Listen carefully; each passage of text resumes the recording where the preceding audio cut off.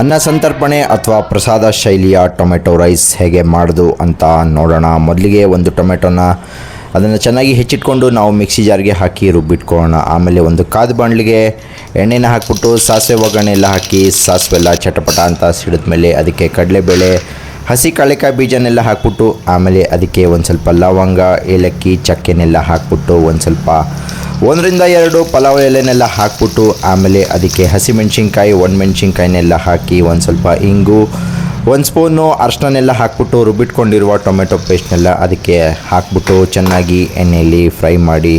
ಆಮೇಲೆ ಅದಕ್ಕೆ 1 ಸ್ಪೂನು ಅಚ್ಕಾರದ ಪುಡಿನೆಲ್ಲ ಹಾಕ್ಬಿಟ್ಟು ಒಂದು ಸ್ವಲ್ಪ ಧನಿಯಾ ಪುಡಿನೆಲ್ಲ ಹಾಕಿ ಎಣ್ಣೆಯಲ್ಲಿ ಚೆನ್ನಾಗಿ ಫ್ರೈ ಮಾಡಿಬಿಟ್ಟು ಫ್ರೆಶ್ಶಾಗಿ ಮಾಡಿರೋ ಅನ್ನಕ್ಕೆ ಅದನ್ನು ಹಾಕ್ಬಿಟ್ಟು ಚೆನ್ನಾಗಿ ಮಿಕ್ಸ್ ಮಾಡಿಬಿಟ್ಟು ಮೇಲ್ಗಡೆ ಒಂದು ಸ್ವಲ್ಪ ರುಚಿಗೆ ತಕ್ಕಷ್ಟು ಉಪ್ಪನ್ನು ಎಲ್ಲ ಹಾಕಿ ಆಮೇಲೆ ಲಾಸ್ಟಲ್ಲಿ ಫೈನಲ್ ಟಚ್ಚು ಅಂದರೆ ಕೊತ್ತಂಬರಿ ಸೊಪ್ಪನ್ನೆಲ್ಲ ಹಾಕ್ಬಿಟ್ಟು ಚೆನ್ನಾಗಿ ಉದುರಿಸ್ಬಿಟ್ಟು ಚೆನ್ನಾಗಿ ಮಿಕ್ಸ್ ಮಾಡಿದ್ರೆ ಸೂಪರ್ ಟೇಸ್ಟಿಯಾಗಿರೋ ಅನ್ನ ಸಂತರ್ಪಣೆ ಶೈಲಿಯ ಟೊಮೆಟೊ ರೈಸ್ ತಯಾರು ಆಗಿದೆ. ಈಗ ಇದು ಸವಿಯಲು ಸಿದ್ಧ.